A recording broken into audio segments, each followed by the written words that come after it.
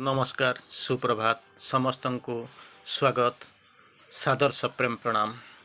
यही सुंदर सकाळे आमे आज बसिचंती आज गोटे एक जुक्तिपूर्ण आलोचना भीतर को प्रवेश करिबा जहा केवल आम मनक मध्य नुहे एक दुनिया मनरे एक जिज्ञासा जात करे जे प्रकृत रे आवश्यकता कौन शिक्षा ना ध्यान।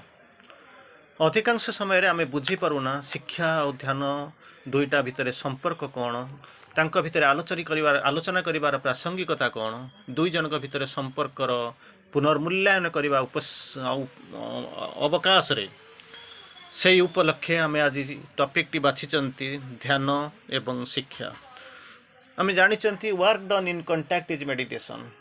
जो काम करुचंती जदि ताहा आमे भगवान को सहित संपूर्ण भाव में जुक्त होगी जदि आमे काम करबा आरंभ करबा ताहा ही जाउची प्रकृत रे ध्यान। तेणु शिक्षा करबा शिक्षार्जन करबा ये पाठ पढ़ेबा शिक्षा संपर्कित सबु जिनस होची गोटे गोटे कर्म। तेणु जदि भगवान को सहित आमे संयुक्त होइकरी काम करबा ताहाले प्रकृत रे ताहा ही ध्यान हो जाए। किंतु वास्तव रे आमे से जिनस बुझु नाहु जानु नाहु किंबा ता भीतर को बेसी प्रवेश न करूना कारण आमे गोटे सुपरफिशियली बाहर गोटे सरफेस रे रहिकरी आमे जानुचु। सेदिनर उदाहरण मध्य मन नेले जना पड़िबो।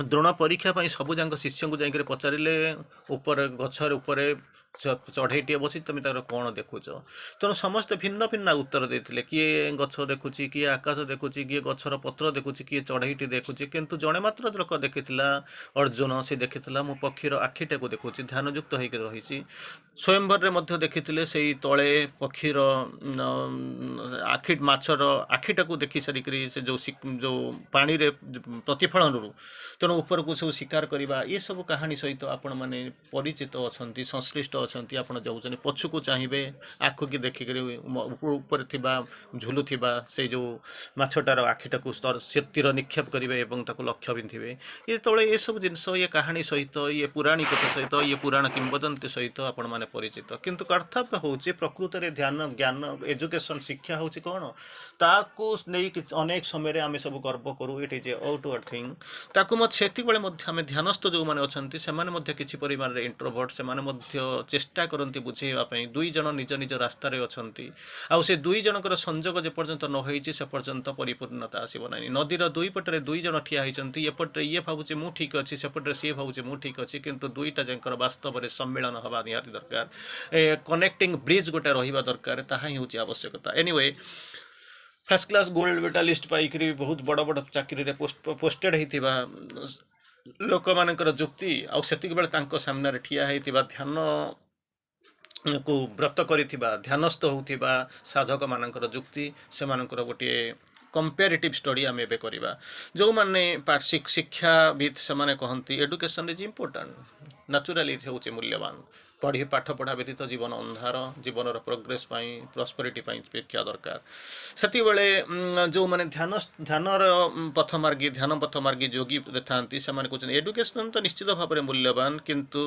मेडिटेशन इज मोर इम्पोर्टेंट कारण से मेडिटेशन ऑफ कोर्स से माने मेडिटेशन पर कंसंट्रेशन तापर अनेक जिनस अच्छी से गोटे स्टेप फॉरवर्ड से अंततः मेडिटेशन उपर कथा कंसंट्रेट करुँच कहते जी शिक्षाविद अच्छा से कहते एडुकेशन टा मत रूपांतरित करी मत सिविलाइज्ड करी ध्यान मार्ग रे चली मनीष मैंने कहती ये मत भी ध्यान रूपांतरित करी मत रियलाइज्ड करी मु अनुभूति मत आनी अनुभव आणिक पुणी एजुकेशनिस्ट कहूँ गोटे गोल्ड मेडल पाई मोपाई से आकर्षणीय गर्वर अहंकार कथा से ध्यान मार्गी कहते ध्यानस्थ साधु कहते it has brought a golden moments मोपाई प्रति मुहूर्त स्मरणीय अविस्मरणीय स्वर्णाव मुहूर्त गुड़ाक बहिकी जानी each day is a spiritual romance तेणु मु प्रति मुहूर्त से स्वर्णाव मुहूर्त गुड़ाकर उपलब्धि करुच्ची कहते मत जॉब एजुकेशनिस्ट कहते मुझे पाठ पढ़ी जॉब मिलला एलिजिबिलिटी आसला से जो ध्यान मार्गी मैंने कहते ध्यान ଧ୍ୟାନସ୍ଥ କୁରୁକର୍ମାଣୀ ଧ୍ୟାନ ଯେଉଁମାନେ ଅଛନ୍ତି ଶୁଣିଛନ୍ତି ଶ୍ରୀକୃଷ୍ଣଙ୍କର ଗୀତାରେ ଉପଦେଶ ଧ୍ୟାନସ୍ଥ କୁରୁକର୍ମାଣୀ work done in contact is meditation work done in true spirit is meditation. ତେଣୁ ଧ୍ୟାନ ସହିତ କର୍ମକୁ ମିଶାଇବାକୁ ପଡ଼ିବ ଧ୍ୟାନ ହୋଇକରି କର୍ମ କରିବାକୁ ପଡ଼ିବ ଶିକ୍ଷା ମଧ୍ୟ ପଢ଼ିବାକୁ ପଡ଼ିବ। ଏନିୱେ ସେମାନେ କହନ୍ତି ଧ୍ୟାନ ମାର୍ଗ ମାନେ କହନ୍ତି ଲାଇଫ୍ ପ୍ଲେସିଏବିଲିଟି ଏବଂ ତମେ ତ ଚାକିରି ପାଇଲ ଏଠି ଆମର ଲାଇଫ୍ ପ୍ଲେସିଏବିଲିଟି ଜୀବନ କ'ଣ ବୁଝିଲୁ ଜୀବନର ଧାରା ବୁଝିଲୁ ଜୀବନର ମାର୍ଗ ବୁଝିଲୁ ଜୀବନର ଉଦ୍ଦେଶ୍ୟ ବୁଝିଲୁ ଆଣ୍ଡ ଫ୍ଲେକ୍ସିବିଲିଟି ମଧ୍ୟ ଆମ ପାଖକୁ ଆସିଲା। ସେତେବେଳେ ଏଡୁକେସନିଷ୍ଟ ମାନେ କହନ୍ତି ଶିକ୍ଷାବିତ୍ ମାନେ କହନ୍ତି ଶିକ୍ଷାର ଯେଉଁମାନେ ପ୍ରଚାରକ ଯେଉଁମାନେ ଉଦ୍ଗାତା ଯେଉଁମାନେ ଫ୍ରଣ୍ଟ ଫୋରନର ଆମେ ଆପ୍ରିସିଏସନ୍ ପାଇଛୁ ଲୋକ ଆମକୁ ସମ୍ମାନ ଦେଉଛି ଲୋକ ଆମକୁ ଗ୍ରହଣ କଲା ସମାଜରେ ଆମର ସ୍ଥିତି ରହିଲା ଆପ୍ରିସିଏସନ୍ ପାଉଛୁ। ସେଠୁ ସାଙ୍ଗେ ସାଙ୍ଗେ ସେତେବେଳେ କହୁଛନ୍ତି ଧ୍ୟାନ ମାର୍ଗ କହୁଛନ୍ତି ଆମେ ଇଣ୍ଟ୍ରୋସ୍ପେକ୍ସନ୍ ପାଇଲୁ ଫୋଷ୍ଟର୍ଡ ଇଣ୍ଟ୍ରୋସ୍ପେକ୍ସନ୍ ଗୋଟେ ଆମ ଭିତରେ ନିଜକୁ ତର୍ଜମା କଲୁ ଅନ୍ତର୍ମୁଖୀ ହେଲୁ ଅନ୍ତର୍ତର୍ଜମା କଲୁ ଇଣ୍ଟ୍ରୋସ୍ପେକ୍ସନ୍ ନିଜକୁ ନିଜେ ଖୋଜିକରି ବାହାର କଲୁ ଜୀବନର ବାର୍ଥ ଖୋଜିବାକୁ ବାହାର କଲୁ। ସେତେବେଳେ ଏଜୁକେସନିଷ୍ଟ ମାନେ କହୁଛନ୍ତି ଆମେ ଗୋଟେ ଟ୍ୟାକ୍ସ ପେୟର ଆମେ ସବୁ ପଇସା ରୋଜଗାର କରୁଛୁ ନିଜେ ଗଭର୍ଣ୍ଣମେଣ୍ଟକୁ ଟ୍ୟାକ୍ସ ଦେଉଛୁ। ସେତେବେଳେ ସେ ସାଙ୍ଗେ ସାଙ୍ଗେ ଧ୍ୟାନବାଦୀ କହୁଛନ୍ତି କ'ଣ ଏଇ ଯେଉଁ ଧ୍ୟାନ ଆନ୍ସର୍ଡ ଆୱାର ପ୍ରେୟର୍ସ ଆମେ ପ୍ରାର୍ଥନା କଲୁ ତାର ଯଦି ଉତ୍ତର କେହି ଦେଇଥାଏ ସିଏ ହେଉଛି ଧ୍ୟାନ। ତେଣୁ ଆପଣମାନେ ଦେଉଛନ୍ତି ପାଠ ପଢ଼ୁଛନ୍ତି ଏସବୁ ସର୍ଫେସ୍ ଆଉ ପାଠ ପଢ଼ିବାର ଆବଶ୍ୟକତା ନାହିଁ ଚାକିରି କରିବୁ ପଇସା ଦେବୁ ଦରମା କରିବୁ ରୋଜଗାର କରିବୁ ଆରି ଭିତରେ ରହିଛନ୍ତି କିନ୍ତୁ ଆମେ ଜୀବନର ସଂଜ୍ଞା ଖୋଜୁଛୁ ଆମର ଯେଉଁ ପ୍ରାର୍ଥନା ଚାଲିଛି all sincere prayers are granted all is call is answered. ତେଣୁ ଆମର ପ୍ରାର୍ଥନାର ପ୍ରତି ମୁହୂର୍ତ୍ତରେ ଆମେ ତାର ମୂଲ୍ୟ ପାଉଛୁ। ତାପରେ ସାଙ୍ଗେ ସାଙ୍ଗେ ସେମାନେ ପରବର୍ତ୍ତୀ ଅବସ୍ଥାକୁ ଯାଇକରି ଯେଉଁମାନେ ଶିକ୍ଷାବିତ୍ ସେମାନେ କହୁଛନ୍ତି ଶିକ୍ଷାର ମୁଖ୍ୟ ଯେଉଁମାନେ ପ୍ରଚେଷ୍ଟାକ ସେମାନେ କହୁଛନ୍ତି ଇଟ୍ ସାର୍ପଣ୍ଡ ଆୱାର ଇଣ୍ଟେଲିଜେନ୍ସ ଆମର ଇଣ୍ଟେଲିଜେନ୍ସକୁ ତୀକ୍ଷ୍ମ ଧାରୁଆ କଲା ପାଠ। କିନ୍ତୁ ସେମାନେ ଭୁଲି ଯାଇଛନ୍ତି ଯେ intellect is born from the ignorance and inconscience. ତାପରେ କହୁଛନ୍ତି ଡିପେଣ୍ଡ ମାଇ ଆୱେରନେସ୍ ଧ୍ୟାନ ଭକ୍ତ କହୁଛନ୍ତି ତୁମେ ପାଠ ପଢ଼ିଲ କିନ୍ତୁ ତୁମ ଆୱେରନେସ୍ ହେଲା ନାହିଁ ବହି ପଢ଼ା ପାଠ ପୁସ୍ତକସ୍ତା ତୁଜା ବିଦ୍ୟା ପର ହସ୍ତଗତ ଧନମ କାର୍ଯ୍ୟକାଳ ସମର୍ପଣେ ନ ସା ବିଦ୍ୟା ନ ତଦ୍ଧନମ। ତେଣୁ ଏଠି ଆମର କ'ଣ କଲା ନା ଆମର ଆୱେରନେସ୍ ଆମର ସଚେତନତା ବୃଦ୍ଧି କଲା ଗଭୀରକୁ ଗଲୁ ଭିତରକୁ ଖୋଜିଲୁ ସ୍ପୃହା କଲୁ ଭଗବାନଙ୍କ ପାଖକୁ ଯାଇକରି ପହଞ୍ଚିଲୁ। କାରଣ ଯିଏ ଭିତରେ ଅଛନ୍ତି ଯାହାର ଲୋମ କୋପରୁ ଅନନ୍ତ କୋଟି ସୃଷ୍ଟି ତିଆରି ହେଉଛି କେବଳ ତାହାରି ଭିତରକୁ ଆମେ ଯାଉଛୁ ଖୋଜିବାକୁ ଯାଉଛୁ ସେଇ ଆୱେରନେସ୍ ପାଉଛୁ ତାହା ହେଉଛି ଧ୍ୟାନ ମଧ୍ୟରେ। ଏଜୁକେସନିଷ୍ଟ ପୁଣି କହୁଛନ୍ତି ଶିକ୍ଷାବିତ୍ ମାନେ ଷ୍ଟିମୁଲେଟେଡ୍ ମାଇ ପାସନ୍ ମୋର ପାସନ୍ ସେଇ ଯେଉଁ ଜିନିଷ ମୋ ଭିତରେ ଡେଭଲପ୍ କରିବା ଆରମ୍ଭ କଲା। ତାପରେ ସେ କହୁଛନ୍ତି ଧ୍ୟାନ ମାର୍ଗୀ ମାନେ କହୁଛନ୍ତି ଧ୍ୟାନ କରୁଥିବା ଲୋକମାନେ କହୁଛନ୍ତି ମୋଟିଭେଟେଡ୍ ମାଇ କମ୍ପାସନ୍ କରୁଣା ଭାବ ଜାଗ୍ରତ କଲା। ତାପରେ ପୁଣି କହୁଛନ୍ତି ଜବ୍ ଫ୍ରୁଟଫୁଲ୍ ହେଲା ଯେଉଁମାନେ ପାଠ ପଢ଼ୁଛନ୍ତି ଚାକିରି ଜବ୍ ପାଠ ପଢ଼ିଥିଲେ ୟୁଟିଲାଇଜ୍ କଲି କାମରେ ଲାଗିଲି ଜୀବନରେ ଆଗକୁ ଗଲି କମ୍ପାନୀରୁ କମ୍ପାନୀ ଡେଇଁଲି ଜୀବନରେ ପ୍ରମୋସନ୍ ହେଲା ଜବ୍ ଫ୍ରୁଟଫୁଲ୍ ହେଲା। ସେ ସାଙ୍ଗେ ସାଙ୍ଗେ କହୁଛନ୍ତି ମେଡ୍ ଲାଇଫ୍ ଗ୍ରେଟଫୁଲ୍ ଯାହା ପାଇଁ ମୁଁ ଜନ୍ମ ହେଇଛି ଯିଏ ମୋତେ ଜନ୍ମ ଦେଇଛି ଆଗକୁ ଯିଏ ନେଇକି ଯାଉଛନ୍ତି ଆଗାମୀ ଜନ୍ମ ମୋର ଯେଉଁ ସ୍ୱର୍ଣ୍ଣାଭ ଜନ୍ମ ଆଡ଼କୁ ଯାଉଛି ଅତିମାନବ ଆଡ଼କୁ ମୁଁ ଯାଉଛି ଅତିମାନସତ୍ଵ ଆଡ଼କୁ ଯାଉଛି ରୂପାନ୍ତର ପଥରେ ଚାଲିଛି। ତେଣୁ ମୁଁ କ'ଣ କଲେ ମୋତେ ଗ୍ରେଟଫୁଲ୍ କରିବାରେ ସହାୟତା କଲା। ତାପରେ କହୁଛନ୍ତି ଗୋ ଗେଟର୍ ତେଣୁ ଆମକୁ ଅଗ୍ରଗତିର ଇଏ କଲା ମୋତେ ବାଟ ଦେଖାଇଲା ସହାୟତା କଲା। ଏଠି ସେ ମୋତେ କହୁଛନ୍ତି କ'ଣ ଇନଭୋକ୍ଡ ଇନକ୍ଲୁସିଭନେସ୍ ତୁମେ ରହିଲ ଏକ୍ସକ୍ଲୁସିଭନେସ୍ ଭିତରେ ରହିଲ କିନ୍ତୁ ଆମେ ଇନକ୍ଲୁସିଭନେସ୍ର ଭିତରେ ଗଲୁ।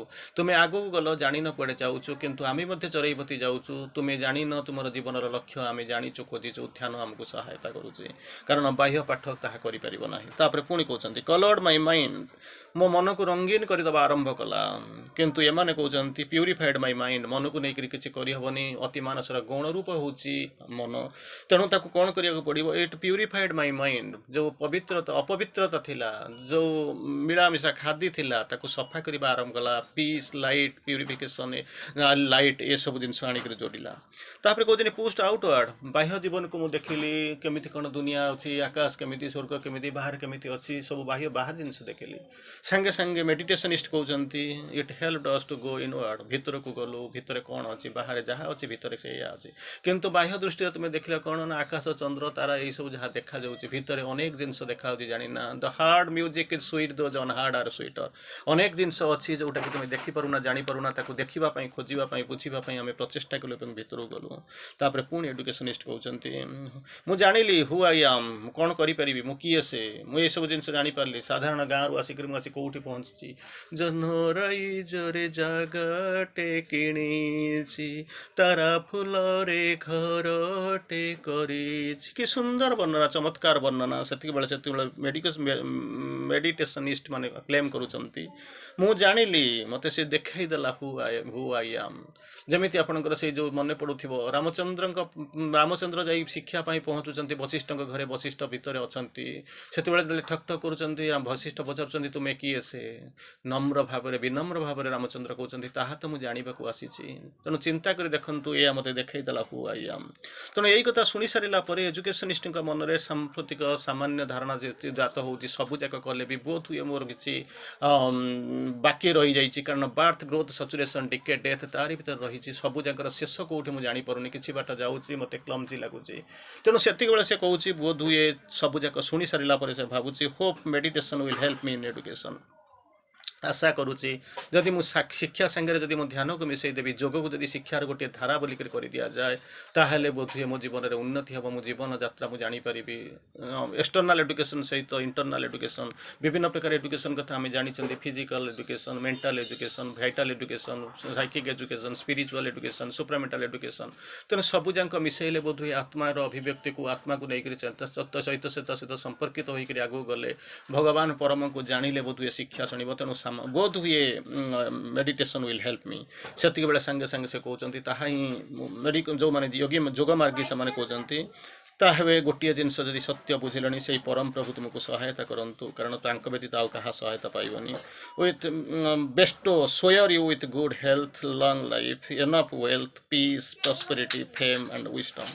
ତେଣୁ ଏହିସବୁ ଜିନିଷ ଭିତରୁ ଯେତେ ଗୁଡ଼ାକ ସବୁ ଦିଅନ୍ତୁ, କିନ୍ତୁ ପ୍ରକୃତରେ ହେଉଛି କ'ଣ, ଇଏ ଯେଉଁ ମାଇଣ୍ଡ ଲାଇଫ୍ ବଡ଼ି ନୁହେଁ, ହାୟର ଲାଇଫ୍କୁ ଆସନ୍ତୁ, ହାୟର କନସିୟସନେସ୍କୁ ଆସନ୍ତୁ, ତାହା ହିଁ ହେଉଛି ବାସ୍ତବ ଏଜୁକେସନ୍। ଏବେ ଆମେ ଯିବା ଶ୍ରୀ ଅରବିନ୍ଦଙ୍କର ମାର୍କରେ ଏଜୁକେସନ୍ ତାଙ୍କ କନକ୍ଲୁଡ୍ କରିବାକୁ ଯିବା।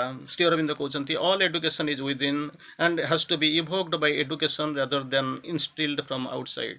ବାହାରେ ଲାଇବ୍ରେରୀ ଲେଖା ହେଇଥିବା ବହିର ପାଠକୁ ପଢ଼ିକରି କେବେ ଜୀବନର ପୂର୍ଣ୍ଣତା ହେବ ନାହିଁ। ଶିକ୍ଷା nothing can be taught, all is within. ଆରି ଭିତରେ ସବୁ ଯାକ ରହିଛି, ତାକୁ ବାହାରକୁ ଆଣିବାକୁ ପଡ଼ିବ। Teacher ought to be a yogi. ତେଣୁ ସେ ଜାଣିବାକୁ ପଡ଼ିବ ଆରି ଭିତରେ ଲୁଚିକିରି ଯାଇଛି, କସ୍ତୁରୀ ମୃଗ ଭଳି ଲୁଚି ରହିଥିବା ଜ୍ଞାନକୁ, ସମ୍ପଦକୁ ତାକୁ ବାହାର କରିବାକୁ ଆଣିବ। ନହେଲେ ବାସ୍ନା ନିଜ ଗର୍ଭରୁ ନାଭିରୁ ଆସୁଛି, ନ ଜାଣିକରି ବାହାରେ ବୁଲିବା, ଖୋଜିବା, ମରିବା ଆର କିଛି ଆବଶ୍ୟକତା ନଥାଏ। Even the highest and completest education of the mind is not enough without education of the body. Already ଆଗରୁ ଆମେ ଆଲୋଚନା କରିଛନ୍ତି, ବିଭିନ୍ନ ପ୍ରକାର ଶିକ୍ଷା ଅଛି, physical, mental, vital, spiritual, psychic, supramental. ତେଣୁ ଗୋଟିଏ ଏଜୁକେସନ୍କୁ ଆମେ ଛାଡ଼ିପାରିବା ନାହିଁ। କିନ୍ତୁ ବାହ୍ୟ ପାଠ କେବଳ ମେଣ୍ଟାଲ୍ ଏଡୁକେସନ୍କୁ କହୁଛି, ଫିଜିକାଲ୍ ଏଡୁକେସନ୍ କଥା ଯାଉନାହିଁ। ଗୀତାରେ କହିଲେ ଯୋଗସ୍ଥ କୁରୁ କର୍ମାଣୀ, ଆମେ ମଧ୍ୟ କହୁଛୁ work done in contact is meditation. ତାକୁ ତାରି ଭିତରକୁ ଯିବାକୁ ପଡ଼ିବ, ଜାଣିବାକୁ ପଡ଼ିବ। A new centre of thought implies a new centre of education. ପଢ଼ିଥିଲେ, ଜାଣିଥିଲେ, ଏପର୍ଯ୍ୟନ୍ତ କେବଳ ସେଇ ମେଣ୍ଟାଲ୍ ଏଡୁକେସନ୍ ଥିଲେ, ତାରି ଭିତରେ ଆମେ ବାନ୍ଧି ହେଇଥିଲେ।